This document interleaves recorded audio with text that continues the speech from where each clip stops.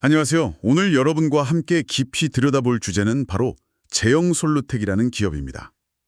여러분께서 공유해 주신 다양한 자료들, 기업 정보부터 시장 분석, 최신 뉴스까지 이걸 바탕으로 제형솔루텍의 핵심과 현재, 그리고 미래 가능성까지 한번 파헤쳐 보겠습니다.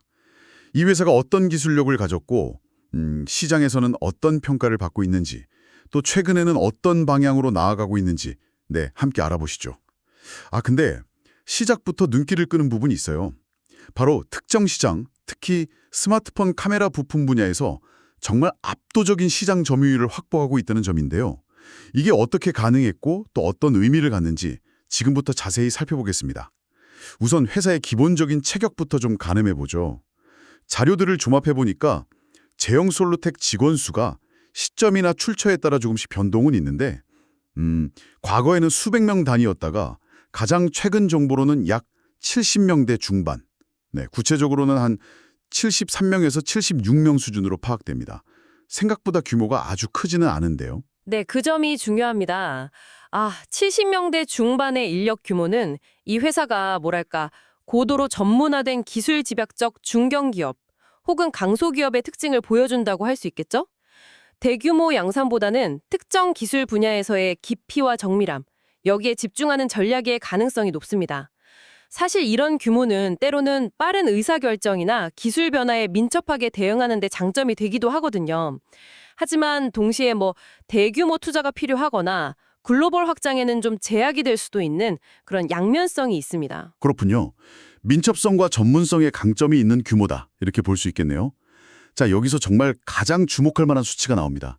제형솔루텍이 스마트폰 카메라 모듈용 핵심 부품 시장에서 무려 80%에 달하는 시장 점유율을 차지하고 있다, 이런 추정인데요.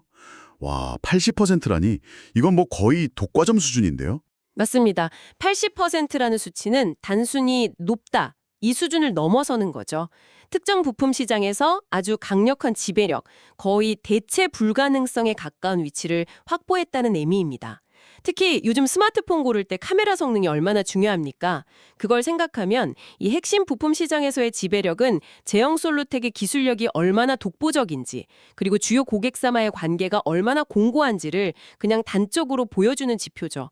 근데 이게 또 이 높은 점유율이 양날의 검이 될 수도 있습니다. 양날의 검이요? 어떤 측면에서 그렇죠? 그러니까 한편으로는 강력한 시장 지배력이나 가격 협상력을 의미하지만 다른 한편으로는 특정 고객사, 예를 들면 삼성전자 같은 대형 고객사에 대한 의존도가 극도로 높아질 수 있다는 그런 리스크를 안고 있는 거죠. 만약 그 고객사의 전력이 바뀌거나 아니면 경쟁사가 혁신적인 기술로 확 치고 올라온다면 현재 지위가 순식간에 흔들릴 수도 있거든요. 또 고객사 입장에서도 단일 공급업체 의존도가 80%나 된다는 건 그 공급망 관리 측면에서는 상당한 부담일 수 있어요. 확실히 그런 위험 부담이 있겠군요. 물론 제형솔루텍만 있는 건 아닐 텐데요. 경쟁 환경은 어떻습니까? 자료를 보면 주요 경쟁사로 에이테크솔루션, 콕슨그룹, 로롬 등이 언급되는데 이 회사들은 어떤 특징이 있나요? 네, 그 언급된 경쟁사들을 보면 제형솔루텍이 활동하는 영역이 좀 복합적이라는 걸 알 수 있어요. 에이테크 솔루션은 자동차나 정보전자 금형 전문 기업이고요. 콕슨그룹은 다양한 전자기기 부품과 금형, 로롬은 케이블, 커넥터 솔루션, 이렇게 각기 다른 전문 분야를 가지고 있습니다.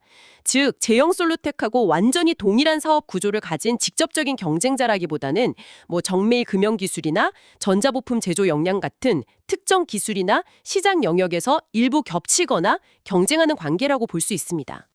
그렇다면 제형솔루텍은 카메라 모듈 부품이라는 특정 분야에 굉장히 집중하고 있는데 경쟁사들은 좀 더 넓은 영역에 걸쳐 사업을 한다, 이렇게 해석할 수도 있겠네요. 네, 그런 측면이 있죠. 이게 제형솔루텍의 선택과 집중 전략이 얼마나 성공적이었는지를 보여주는 동시에 또 경쟁사들이 다른 시장에서의 경험이나 기술력을 바탕으로 언제든 이 시장에 더 적극적으로 들어올 수도 있다는 가능성도 시사하는 거죠. 예를 들어서 자동차용 정밀 부품 기술을 가진 회사가 스마트폰 부품 시장으로 역량을 확장하는 거 충분히 가능한 시나리오거든요. 그러니까 경쟁 환경이 상당히 다차원적이고 유동적이다, 이렇게 봐야 합니다. 이런 복합적인 경쟁 속에서 80% 점유율이라니 그 비결이 더 궁금해지는데요. 제형솔루텍만의 강력한 경쟁 우위는 어디서 나오는 걸까요? 자료에서 몇 가지 핵심 요인을 찾을 수 있었는데 첫 번째가 원스톱 공정 시스템입니다. 네, 그 부분을 주목해야 합니다. 원스톱 공정 시스템이라는 게 단순히 여러 공정을 한 곳에서 처리한다? 뭐 이런 의미를 넘어서요. 특히 제형 솔루텍이 다루는 스마트폰 카메라 모듈용 액추에이터 같은 초정밀 부품 분야에서는 그 광학계 설계 능력, 그리고 초정밀 금형 제작 기술, 또 미세 부품들을 오차 없이 조립하는 공정 기술, 이 모든 게 유기적으로 결합되어야 하거든요. 제형 솔루텍은 이 모든 과정을 내재화했다는 겁니다. 아, 마치 그 미슐랭 스타 셰프가 재료 선정부터 레시피 개발, 조리, 플레이팅까지 전 과정을 직접 총괄하는 것, 뭐 비슷하다고 볼 수 있을까요? 네네, 아주 적절한 비유입니다. 이 원스톱 시스템의 강점은 크게 세 가지로 볼 수 있어요.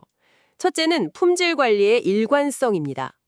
설계 변경이나 공정 개선 요구가 있을 때 외부 업체랑 조율할 필요 없이 내부에서 바로 신속하고 긴밀하게 대응할 수 있으니까 최종 제품의 품질 완성도를 높일 수 있죠. 둘째는 개발 기간 단축과 비용 효율성.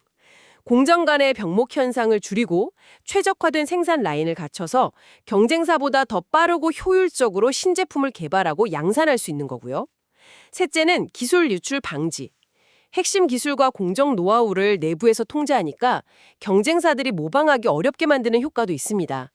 이런 초정밀 부품 시장에서는 이런 수직 통합이 정말 강력한 경쟁 우위의 원천이 됩니다. 품질, 속도, 비용, 보안까지 다 잡는 시스템이군요. 두 번째 경쟁 우위로는 역시 기술력을 빼놓을 수 없겠죠. 특히 하이브리드 OIS, 그러니까 광학식 손떨림 보정 기술 개발 성과가 눈에 띄는데요. 업계 최초로 정밀도를 한 차원 높인 제품을 출시했다고 하죠. 맞습니다. 이 하이브리드 OIS 기술이 제형 솔루텍의 현재 위치를 만든 핵심 동력 중 하나라고 봐야죠.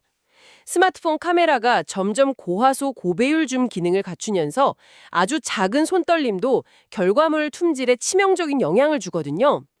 OIS는 렌즈나 센서를 미세하게 움직여서 이런 흔들림을 상쇄시키는 기술인데 제형 솔루텍의 하이브리드 방식은 기존 방식들, 뭐 예를 들어 VCM 방식이나 볼 가이드 방식의 장점을 결합해서 더 넓은 범위의 흔들림을 더 빠르고 정밀하게 보정하는 걸로 알려져 있습니다. 아, 단순히 손떨림만 잡아주는 게 아니라 기술적으로 한 단계 더 진보했다는 거군요. 그렇죠. 이 기술력이 단순히 성능 향상에만 그치는 게 아니라 주요 고객사인 삼성전자와의 파트너십을 강화하는 데 결정적인 역할을 했어요. 삼성전자의 플래그십 모델인 갤럭시 S 시리즈나 또 판매량이 많은 중가형 A 시리즈 같은 핵심 제품군에 이 기술이 탑재되면서 제형 솔루텍은 안정적인 공급 물량을 확보하고 기술 로드맵도 같이 그려나갈 수 있게 된 거죠. 근데 여기서 아까 말씀드렸던 질문이 다시 나오는 겁니다. 이 기술적 우위를 과연 얼마나 지속할 수 있을까? 경쟁사들의 기술 개발 속도도 워낙 빠르기 때문에 정말 끊임없는 혁신이 요구되는 상황입니다. 네. 기술 우위를 계속 유지하려면 지속적인 노력이 필요하다는 말씀이시군요. 마지막 경쟁 우위 요인으로는 비용 절감 노력이 언급됩니다. 아무리 기술이 좋아도 가격 경쟁력이 없으면 안 되니까요. 신제품 개발 단계부터 단가 인하를 염두에 두고 조립 공정을 효율화하고 단순화해서 생산성을 높이는 노력을 꾸준히 하고 있다고 하네요. 네, 이 부분도 중요합니다. 특히 스마트폰 시장은 플래그십 모델뿐만 아니라 가격에 민감한 중저가 모델 시장 규모도 굉장히 크잖아요. 제형 솔루텍이 삼성전자의 A 시리즈 같은 중가 모델에도 부품을 공급한다는 건 뛰어난 기술력뿐만 아니라 대량 생산 능력과 원가 경쟁력까지 갖추고 있다는 증거입니다. 그 기술 개발과 원가 절감 노력을 같이 하는 건 시장 지배력을 유지하고 수익성을 확보하기 위한 필수 전략인 거죠. 단순히 싸게 만드는 게 아니라 고도화된 기술을 합리적인 비용으로 구현해내는 능력, 그게 핵심입니다. 기술, 생산 시스템, 비용 경쟁력까지 정말 삼박자를 갖춘 셈이네요. 그럼 최근 제형 솔루텍의 움직임은 좀 어떤가요? 앞서 이야기 나눈 하이브리드 OIS 기술 상용화 소식은 계속 들려오고 삼성전자와의 협력 관계도 공고해 보이고요. 이게 현재 주력 사업에 미치는 영향은 앞서 충분히 얘기 나눈 것 같고 혹시 또 다른 주목할 만한 움직임이 있을까요? 최근 행보에서 가장 눈에 띄는 건 그 캐나다의 리코 인터내셔널 그룹과의 전략적 업무 제휴, MOU 체결 소식입니다. 리코 인터내셔널은 자동차 산업 중심으로 공장 자동화 솔루션이나 정밀 금형 같은 걸 공급하는 회사거든요. 이 제휴의 표면적인 목표는 북미나 아시아 지역의 자동차 관련 기업들한테 제형 솔루텍의 정밀 금형 기술을 활용한 제품 판매를 늘리는 겁니다. 스마트폰 부품 회사가 자동차 부품 관련 기업과 손을 잡았다. 이거는 사업 영역 확장을 의미하는 걸로 봐야 할까요? 정확합니다. 이 제휴는 단순한 협력을 넘어서 제형 솔루텍의 중장기적인 전략 방향에 중요한 변화를 시사한다고 봐야죠. 현재 주력인 스마트폰 카메라 부품 시장은 성장이 좀 둔화될 가능성이 있고 아까 지적했듯이 특정 고객사에 대한 높은 의존도는 분명한 리스크 요인이거든요. 그래서 성장 잠재력이 크고 기술적인 연관성도 있는 자동차 전장 부품 시장으로 눈을 돌리는 건 매우 합리적인 전략적 선택입니다.